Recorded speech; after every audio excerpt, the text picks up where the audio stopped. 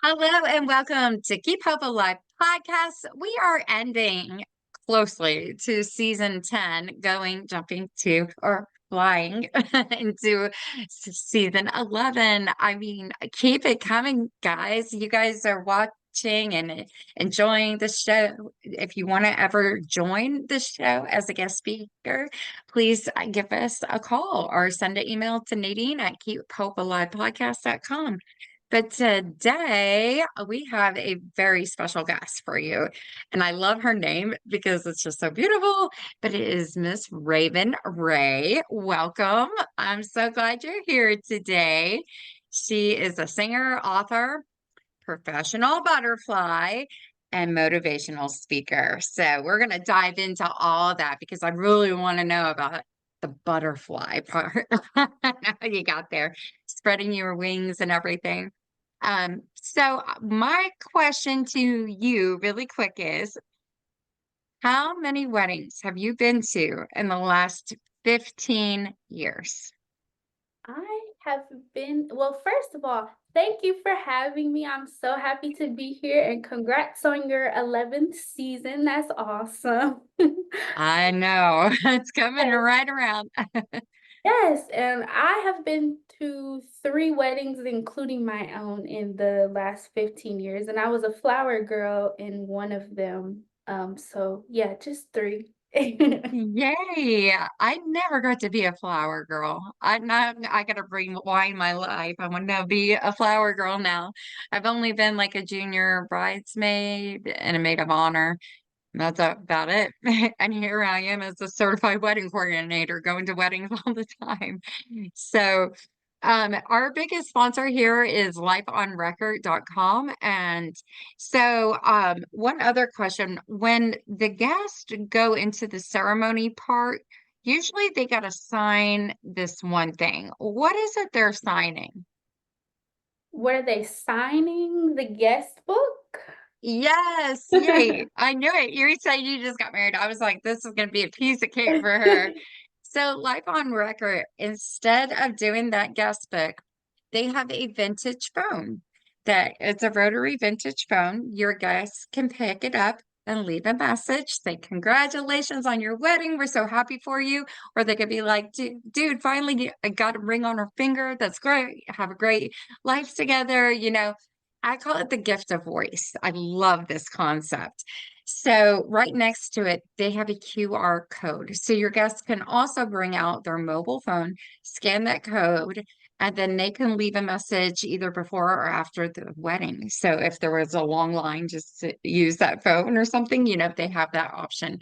Once all of this is collected, they will burn it on a 12-inch record for you, or you can have a keepsake speaker, which I call the little boom box, and it plays all those messages for you. So just imagine you're celebrating your 1 year anniversary.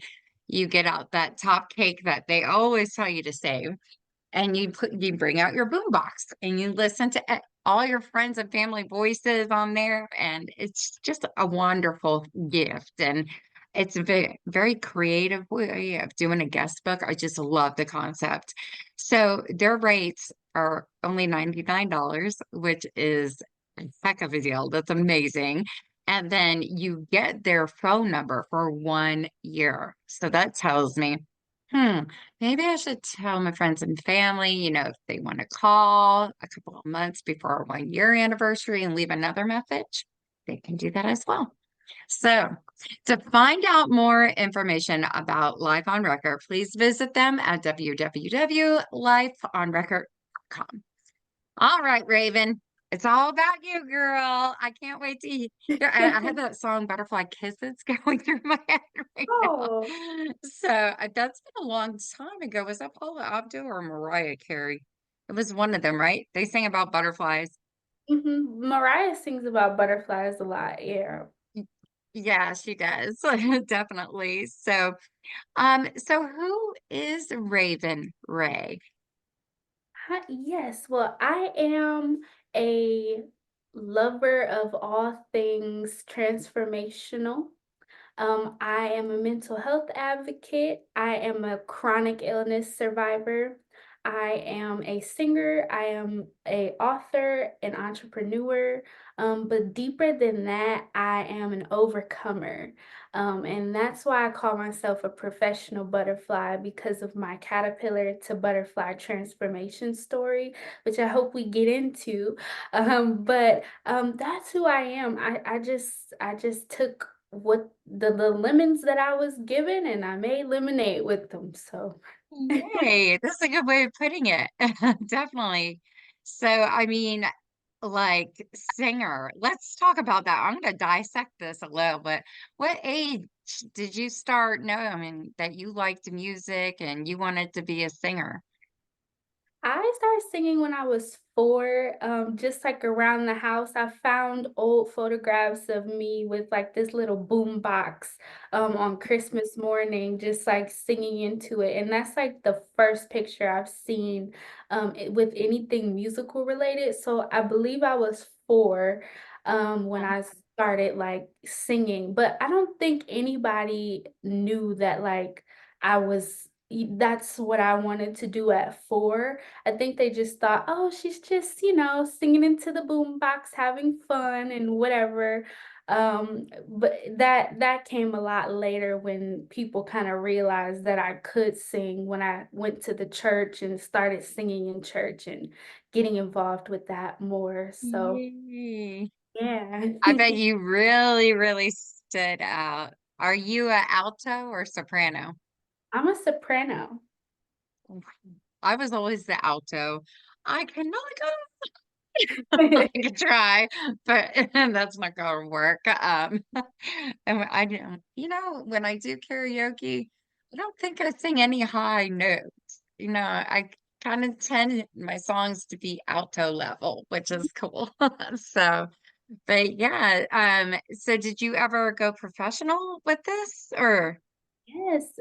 So after I found out I could sing, I started singing in the church and then I got mentored by a lady who was well known in the gospel community. She came to my church to give a concert and we were like kind of opening for her, the children's choir. So she heard me sing and she was like, she's 9.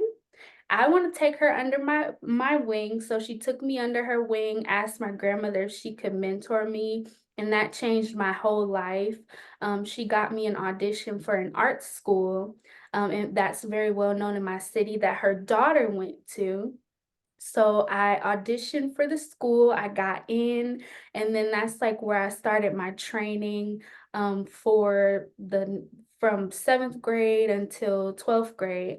I mean, we did a lot of professional work. So it wasn't just like a regular high school or middle school. It was like we were doing performances every weekend somewhere.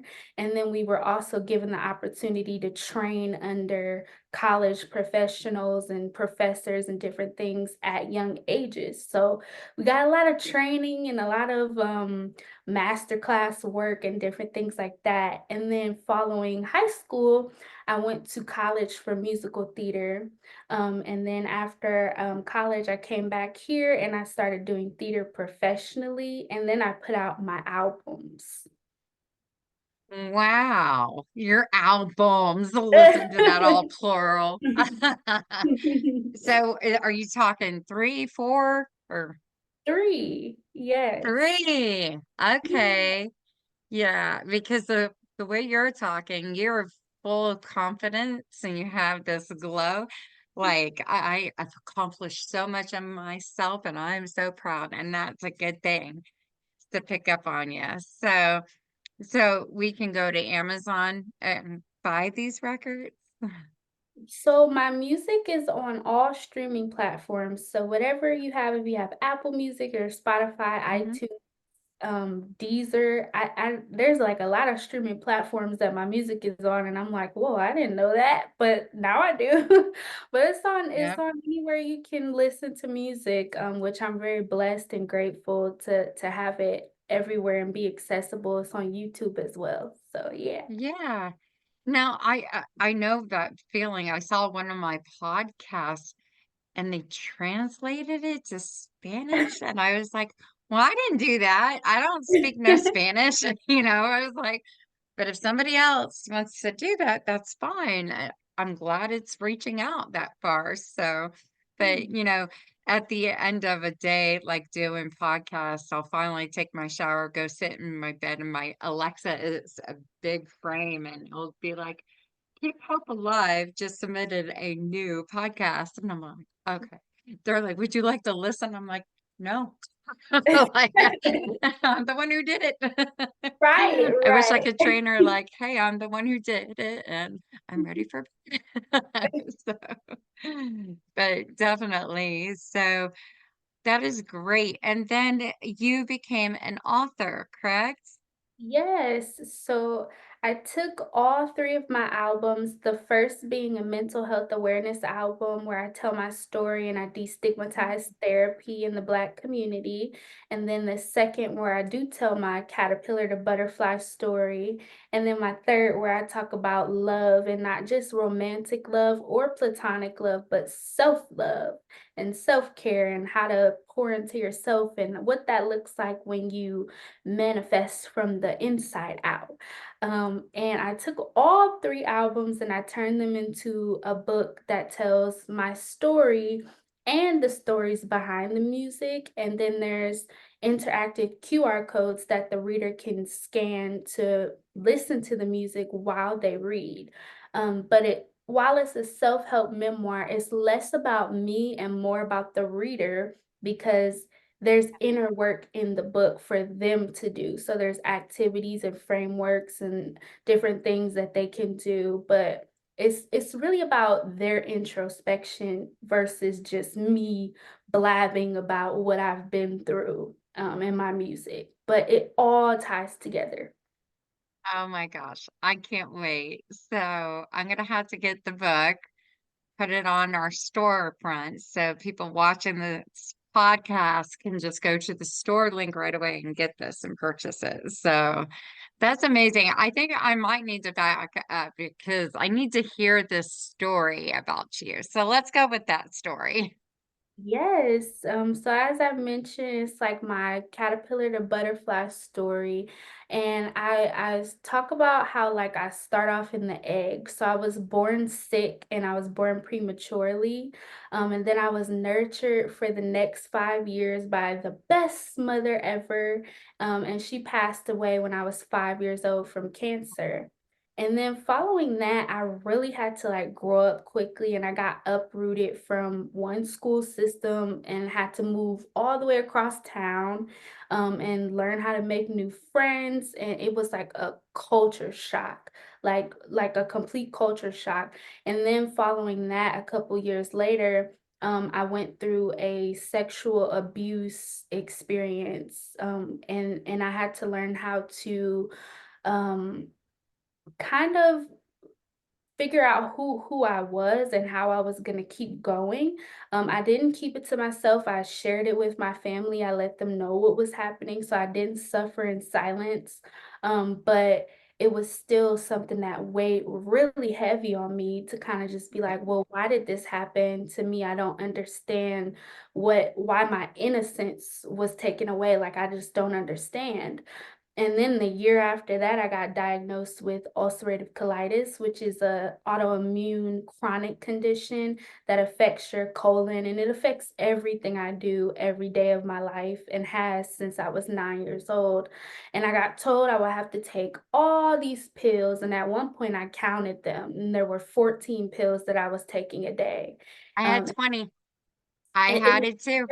it's crazy, and at some point, I literally said, "I'm not doing this anymore," but, that came later kinda in my chrysalis phase, but, yeah, they were telling my doctor was telling me, "You will have to take these pills for the rest of your life, and it just is what it is," and then years after that, I got diagnosed with scoliosis, and I had to have a spinal correction surgery. My spine was literally in the shape of an S, and I have 26 screws and two rods in my back.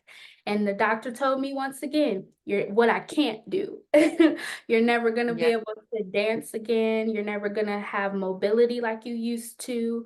And that was a big part of what I was into at the time, and where I saw my career going in the music field. I envisioned like this Beyonce, Raven Yeah. Rae journey mixed with Mariah Carey and Whitney Houston and all these things that I saw for Yeah. myself. So that's where the trajectory that I saw was, and then to be told that like you can't, you're not gonna be able to do this, it crushed me, I like bet. completely crushed me, and like I started to spiral into a depression, and then with all of the medicine, I was taking steroids, and Hmm. you know, steroids blow your face up, they make you eat, they make your diet They go make you fat. crazy. Let's be I truthful. go crazy. I was eating everything, drinking everything, and my face was blowing up. My weight was going up and down, like literally 15 pounds up a week, 15 pounds down a week. It was crazy.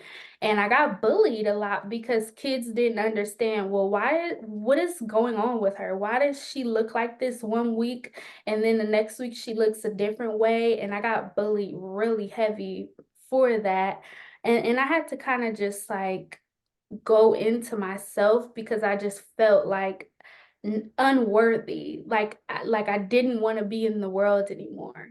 And I started with the suicide ideation, and that led to multiple attempts to take my life and abusing pills just to sleep, and then eventually damaging a lot of the cognitive function in my brain, to the point where I actually had to like literally, I couldn't talk, I couldn't sit here and talk to you like this today. I would be, I, it would be very hard for me to just hold a conversation without stopping and what was I saying? I don't remember. And that's what was happening. So I got to this point where I um I just couldn't do it anymore. And I had like this I don't know what it was, but I know me and my grandmother, we had this blow up argument. It was just a blow up argument, and she said, you can either get help or you can keep going down the path of destroying and being destructive to yourself, and it's not going to get you anywhere that you want to be. It's not going to get you on that stage. It's not going to get you a Grammy. It's not going to get you anything that you want, that you see for yourself, if you keep going down that path. And I had to take that power and say, okay, am I going to get help, or am I going to let this keep tearing me down? And that's what I did. I got help, and I went to therapy, and I started healing myself holistically. Oh, wow. That's good. That's good. Because I know I had Crohn's right after my daughter Wow. was born. And then it tapered down and they were like, no, it's ulcerative colitis. But Wow. I made a decision that really has changed my life because I became diabetic with that. Mm. And I was like, oh, I'm going to go get the gastric sleeve. Mm. And at the time, they were always advertising on the radio and stuff. And I got it done, and I lost a lot of weight, but it was never about the weight. I wanted to see if it would take away Crohn's, because that illness, I know what you went through, first of all. And, for people who don't know, you lose a lot. And it feels like your stomach is so tight and cramping and hurting, and you're losing and you feel anemic. And I remember sitting there going, God, just take me now. Like I couldn't take it. And, here it was Mallory, my daughter, she was born, and I had to go through all that health issue. Mm. And, you're running to the bathroom, running, running. That's no way to live. It's hard to live that way. So it did take it away, the sleeve. But with my sleeve, there came another complication. And I go, well, if you're going to be there, do the bypass too. So but no more diabetes either. Didn't have to do the insulin or anything, but that journey, and it's still a journey today. And what I'm going to mean by that, so I said I had the sleeve, but there was a complication, had to go back in. While you're in there, do the bypass. Let's just get that over too, because eventually I knew down the line I wanted to finish it, but no, I had more complications after. And then something was not done right. And now my body makes kidney stones for the fun of it. Yeah. So you got to be careful when you're going through all that process. So I was doing it for health reasons, and I'm just back in the same boat. And, unfortunately, I am gaining a little bit more weight, and I hate that because I will be like at the doctor's office going, can you give me a new scale? This is broken. It's just like, but it's one of those things. So, yeah. And I don't know if they ever told you, I had one doctor, she was not the nicest of people. You have to do an enema every night for the rest of your life. I've never been to. No, you're going to do an enema too? And this, I remember like whenever I do a surgery or procedure and they're using stuff to knock you out, man, it didn't work when I was going in for a colonoscopy with her. Like they gave it to me, but she thought I was out. I heard the whole conversation that she had with the other people in the room. And I went in for my follow-up and I go, you should be ashamed of yourself. And word by word, this is what I heard you say. And she goes, I was unprofessional and I do apologize. Isn't that, yeah. I mean, she apologized and I said, I'm never going back to that office, but my new doctor works in the office with her. So I'm Oh, just like, I'm gonna just hide, like, stay away. But yeah, my new gastroenterologist is amazing. So no more of that, hearing that because it's hard. So, I mean, and going through that, the self-care, what did you do for self-care to get through all that? yeah. Well, first of all, I'm sending you love and healing and all the light and everything because you meet people, but you never know. You would never know somebody else is going through it just by looking at them. It really is an invisible disease. So It you wouldn't is. know. So I'm sending that to you. But what I did for self-care, I started with veganism. I did go vegan, and that's how I got off of my pills, by just like cleaning up my diet. And then I started with meditation as well. I meditate every day, morning, noon, and night, and it's helped me tremendously just to like quiet my mind and really Yeah. just tap into myself for who I am, and not do it for anybody else but me. And my whole thing about self-care is that it's deeper than your skin. It starts with Oh your yeah. mind and your heart. And that's actually the catalyst for my business, that I started around self-care is to make these products that were vegan and natural, that would agree with me, to put it simply. So Yes. that's something I do for self-care is I make my own products, and I also just make sure I'm really being intentional about not only what I put into my body, but what I'm watching and what I'm putting out as well. So that's what I do. Yeah. Because you can't sneak a piece of cake without getting sick. And No, it's I mean, crazy. I could be like, I'm hungry, but it was the first taste of one bite. And then it was like, like, there goes the whole meal. It's gone. I don't want to eat after that. Yeah. So, yeah, girl, and my prayers are with you too.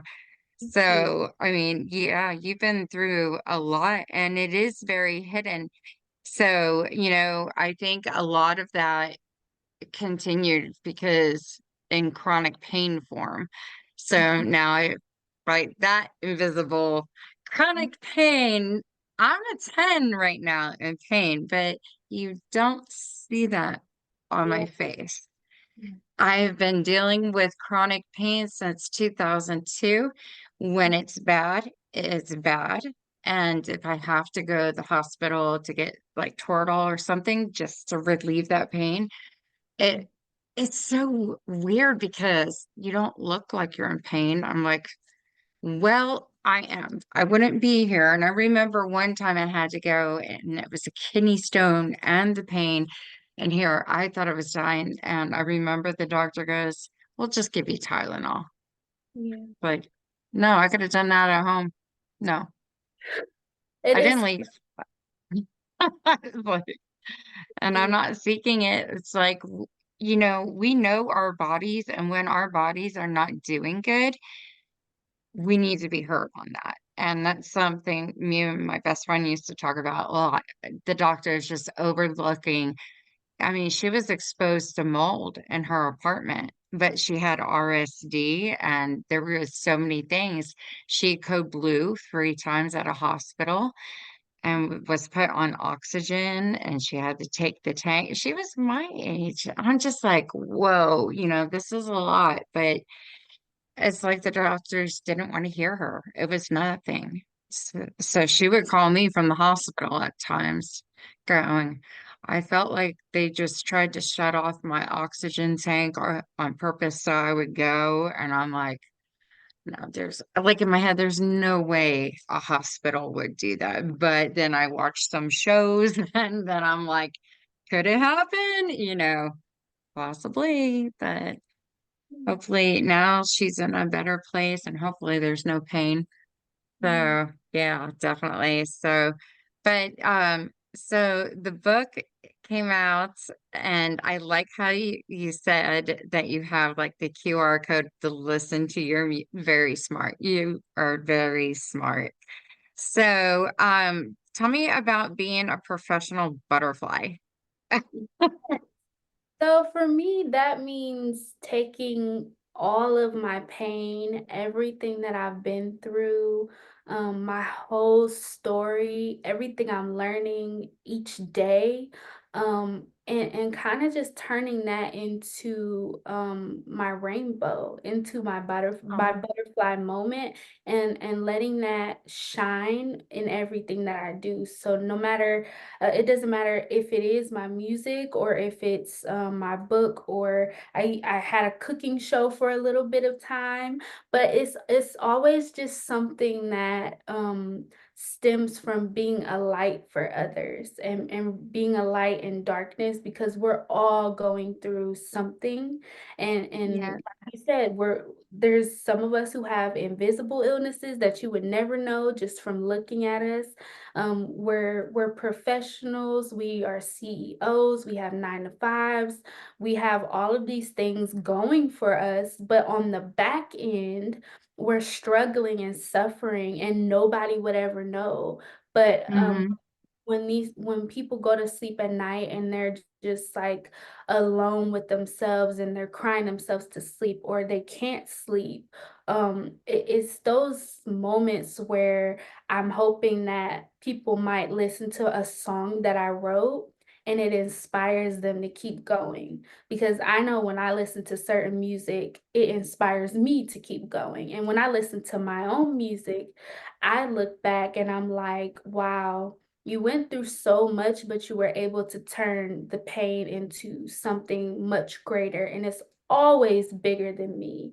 It's always bigger than anything that I've gone through. And I like to think that we were all put on the earth for a specific reason.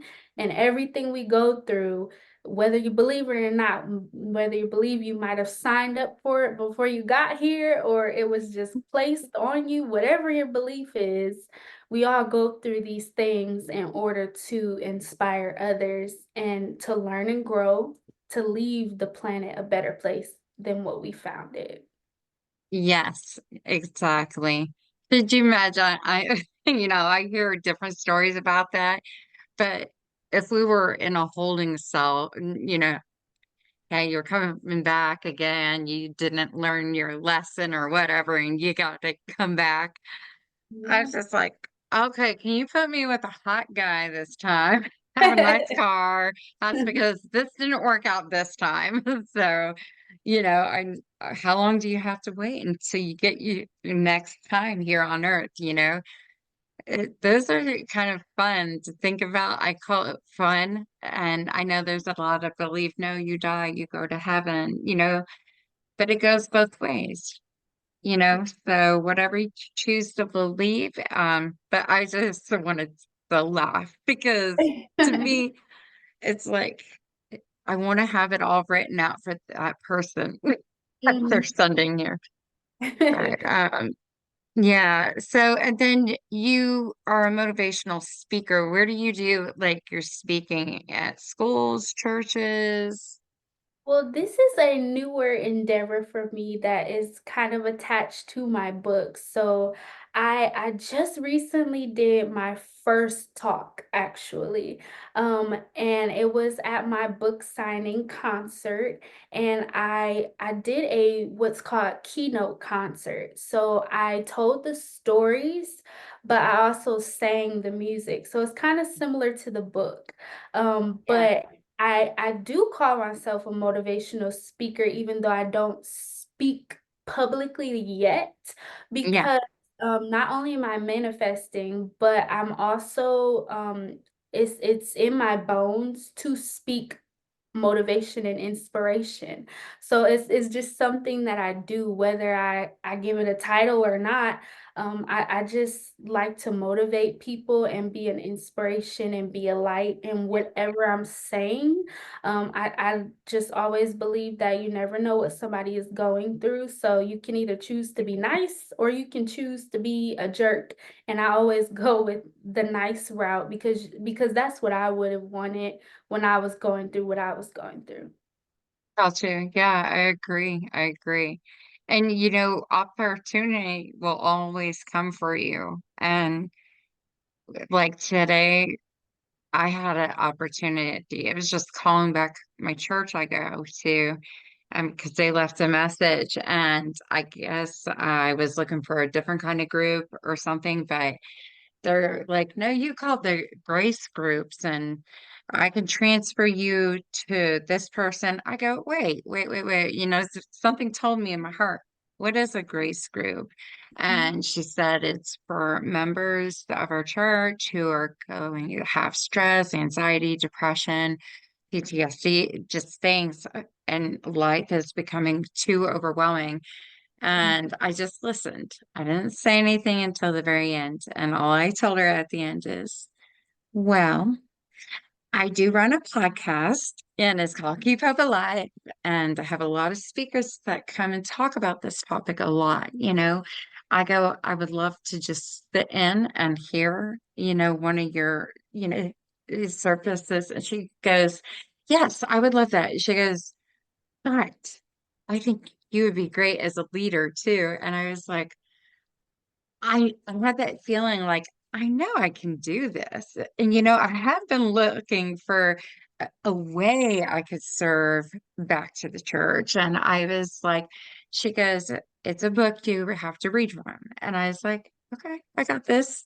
And it's just adding more faith, to it. So with my podcast, I always will add a faith component, but Mhm. people always they want to be heard, they want to hear their stories. So, it's different. So I think I'm going to go with that journey. But you're awesome. Your journey, I mean, I don't think you're as old as I am. You look like you're in your 20s. So you Yes. are. Yeah, I'm 25. 25. Okay. So yeah, I was picking up on that. But yeah, you have this whole life ahead of you and it's gonna go very far.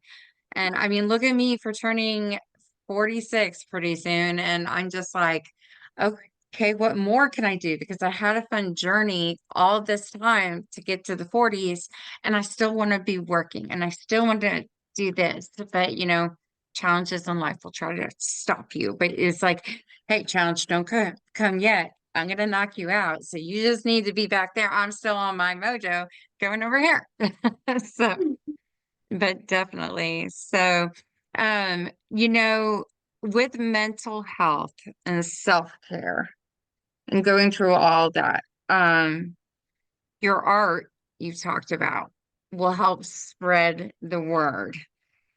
Is there a time that has really helped or something stood out with doing this that you would like to share with us?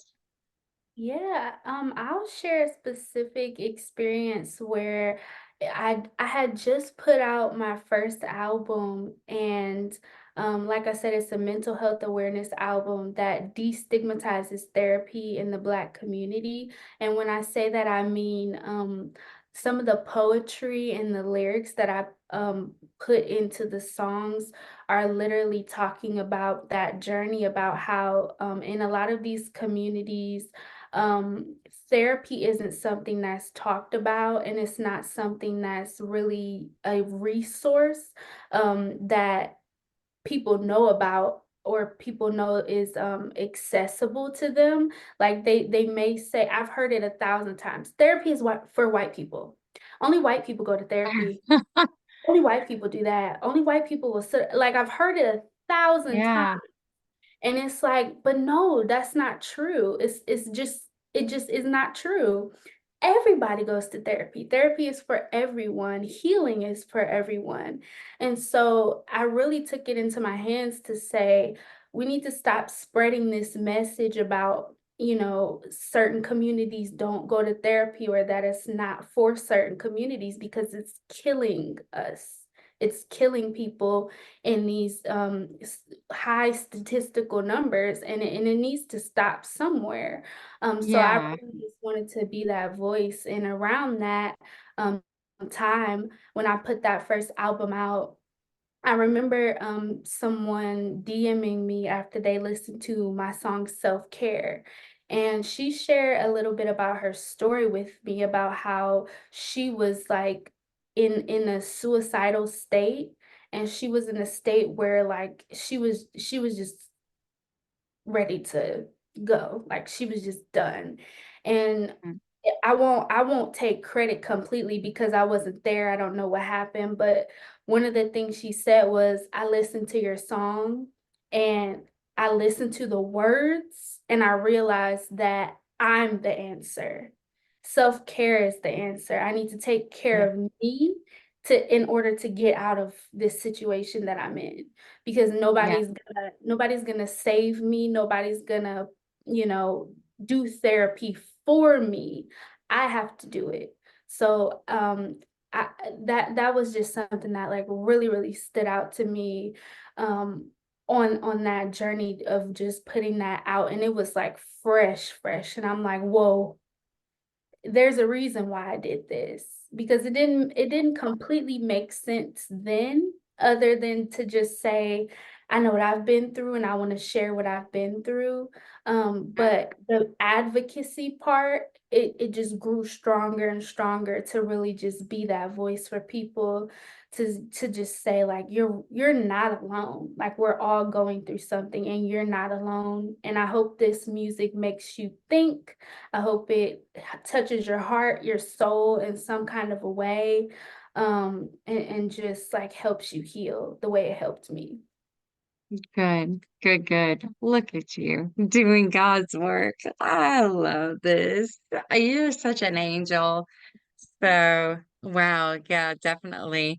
Now, when you talk about language and you call it butterfly language, and that's the name of your book, is it just about, is it actually a language or is it just how you do things and overcome things?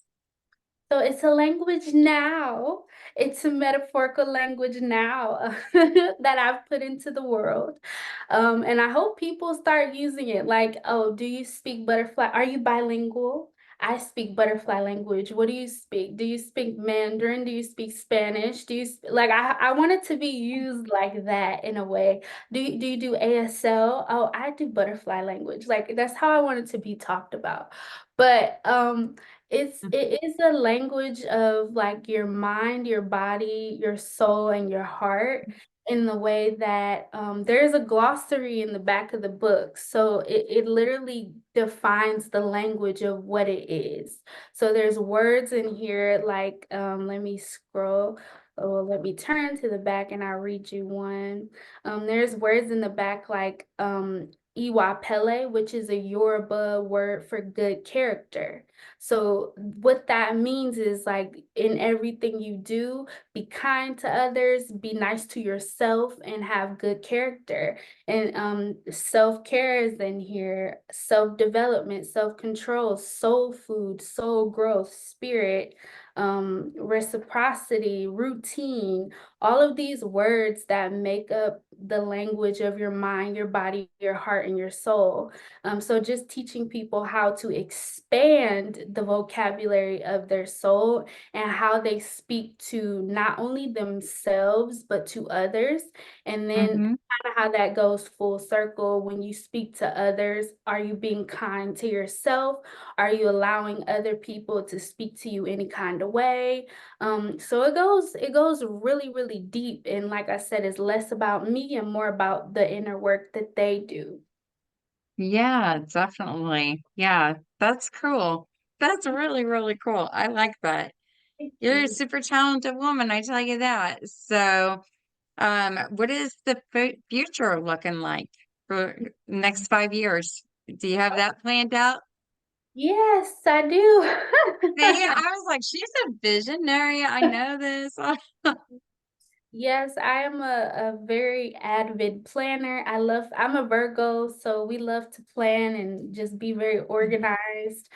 So I see lots of music releases in the future and hopefully more books, film, just like a lot of everything. I'm a creative period, so I just love to create. And like I said, I'm a professional butterfly, so it just all has to come from an authentic place that resonates Yeah. with me and tells my story and helps somebody. So, Oh, but yeah, definitely. And this is a great podcast. I'm glad you're on because mm, I'm smiling. Everybody has a different story, but you have this inner peace and stay positive and confidence about you that can make you smile the whole time and just enjoy life. So that's the biggest compliment I can give you on this. So, but keep it up because people in the world need somebody like you to go through these journeys and stuff. So, um, also, I mean, so we know about your future plans, you know, talking about when you were younger and being a singer and author, and that's how you want to kind of continue your life and stuff. As you talked about, I still feel like you can go very much farther also doing like speaking engagements too, but you don't have to do a lot. But I'm saying, that is something that people would want to hear you do. And you could be like, I'll do two out of the year and that's it. But I have a friend who's trying to get me to go to Toastmasters and this other speaking club. But it's so funny. I want to go, but I was like, I'm going to be nervous talking in front of them. But if I'm going in front of a big crowd and it's only a one-time thing, as soon as I talk, all of that fear is gone. So, yeah. Yeah. And I'll say this, I'll interject very quickly if I can. One of the things I talk about in the book is limiting beliefs and the things we tell ourselves. So Yeah. reframe the thought about you being nervous and about you being I'm going fearful. to be Frame confident and and yes, outgoing. take it back, take ownership over it, and you can do it. Start out Yeah. as slow as you need to, but you have a voice in a story as well that needs to be told. I think Yeah. people need to hear it. So don't be afraid, just do your thing and inspire people alive. Yeah, that's Yeah. definitely right. Yeah. So, keeping hope alive is very important, and being heard is very important. So I just, for the future of Keep Hope Alive, I want to bring fun to it this year. And I have some creative ideas that I'm planning on, but so I want everybody to be on the lookout for that. Of course, I'm still going to be interviewing people. That's the main thing. But girls got to have some fun on a podcast too, and have a bunch of people join. So, but yeah, other than that, I think we covered everything, right? Yeah, Girl, I'm so proud fun. of you. Thank Yeah. you. Yes, and I would like to quickly thank our sponsors who make this happen also. As we mentioned, lifeonrecord.com, your interactive guest book for all events. So check them out. We have snap bands, okay? And you've probably seen this advertised on Facebook. Mine says Hope, but it's really cool. Underneath this bracelet, it has two magnets. I'm like, I don't want to take off the bracelet though, but there's like two little magnets. I don't know if you guys can see that, but what it does, it goes and it sends the signals to the brain. It helps with cognitive, formation and doing good. It will help reduce stress, PTSD, OCD, anxiety. So any bit who's watched my shows, I'm like, I gotta see this work. So put on yesterday. I feel more giggly and fun and outgoing today is one thing I noticed, but I'm kind of jotting it down. How do I feel? I'm smiling more. I'm having fun today. So but yeah, you can visit their website at www.snapbands, and let me spell that out. It's SNAPPBANDZ.com. So check them out. Our next one is Ogden Ventures LLC. Marquise Ogden. He is a retired NFL football player that was on three big teams. He is now he's a keynote speaker, a best-selling author, a podcast host. So check out his stuff. So yeah, definitely go to his website. It's www.marquise, and that's spelled Marqueus, and then his last name, OGDEN.com. Our next one is Bridal Shows Inc.com.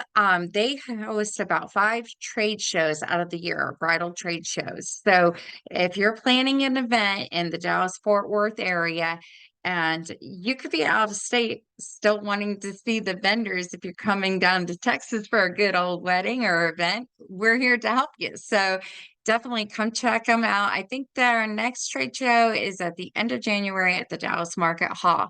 That the vendors will be there with their full display of what they do. You can make appointments with them or even get probably pricing with them right then and there. Our next one is Miles and Smiles Events, Miss Deborah Rose. Deborah, her background is she's an investigator, but she does handwriting analysis and lipstick readings, and she's accurate. I've seen her in action on her events. She's done mine and my other two coworkers at the time, and she nailed it. She is so good. So a lot of people might go, well, how do we get this person in a wedding? Why, oh boy, she has the right thing for you. So give her a call, check her out on her website and everything. Our next one is Bryce Harney. His email, his website is www.brightsmagic.com. He is a magician and mind mentalist. He's traveling all over the United States right now. He's been on some TV shows lately too, doing his magic acts. And yeah, I'm going to tell people, hey, go to YouTube, type in Bryce Harney, and bam, he does. You know what? I'm going to put it on my Facebook a couple of his things because he's really, really good. So our next one is richmondpunch.net. He graduated from the Juilliard Arts. He's a violinist. He's been doing it more than 30 years. So he does travel. He's performed in front of 1 million people and had 2 spots on Lifetime shows to play the violin. So check him out, native in Texas, but like for me, my company, I'm a photographer. I travel too. So we go anywhere you want. So, and our last one is TK Hair Salon. If you're a guy, girl, children needing your hair done, cut, styled, color to get, for me, it's all my grays. It has to go to a blonde so it doesn't show in the video. So, or perms or facial stuff, they are the one to go to in Plano, Texas. So you can check them out at www.tkhairsalon.com. Remember, if you have any questions, okay, for Raven or I, you can call 833-780-HOPE. Come join us at www Keep Hope Alive podcast.com. And then we also are all platforms for any of the podcast. And then we do have a new feature also I wanted to mention on our website. It's a leave a message. I love it. So you can leave a message, tell us what you think of the podcast or something you want to hear on. I will find it. Also, with Valentine's Day really quick coming up, I want to hear love stories and proposal stories and planning these fun events and everything. So give us a call. You may be on air for our Valentine's call. So, but anyways, once again, Raven, so nice meeting you and having you on Keep Hope Alive. I'm so excited about your whole future. And I want to check back in with you a year from now. So, Yeah, let's do it. And thank you so much for having me. I had a blast. It was awesome. I loved it so much. oh, thank you so much.